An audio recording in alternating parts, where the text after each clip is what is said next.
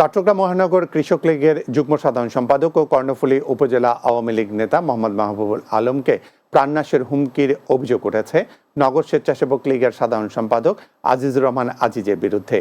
লেনদেন নিয়ে প্রাণনাশের হুমকির অভিযোগে শুক্রবার রাতে কর্ণফুলী থানায় সাধারণ ডায়েরি করেন ভুক্তভোগী মোহাম্মদ মাহবুবুল আলম।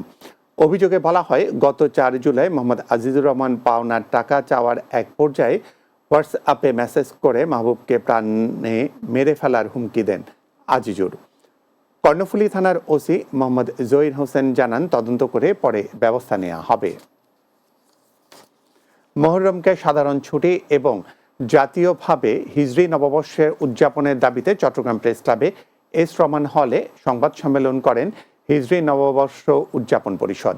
সংবাদ সম্মেলনে লিখিত বক্তব্য পাঠ করেন হিজরি নববর্ষ উদযাপন পরিষদের ভারপ্রাপ্ত চেয়ারম্যান নাসির উদ্দিন মাহমুদ। এই সময় উপস্থিত ছিলেন পরিষদের উপদেষ্টা Abdur Rahim, co chairman master Mohammad Abul Hossain Ali Hussain, ভারপ্রাপ্ত মহাসচিব সৈয়দ মোহাম্মদ আবু আজম এম মহিবুল আলম চৌধুরী সহ অনেকে। চট্টগ্রামের সাতকানিয়ায় প্রথমবারের মতো মহিউদ্দিন মেম্বার ফুটবল টুর্নামেন্টের উদ্বোধনী খেলা অনুষ্ঠিত হয়েছে।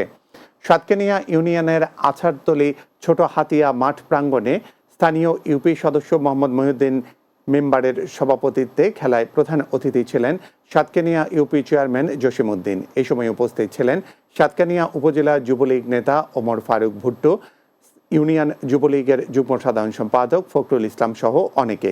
এই খেলায় তাঁতিপাড়া ফুটবল একাদশকে 0-1 গোলে হারিয়ে জয়লাভ করেন কামালিয়াপাড়া ফুটবল একাদশ। শেষ খবর দিনের বাংলা তার আগে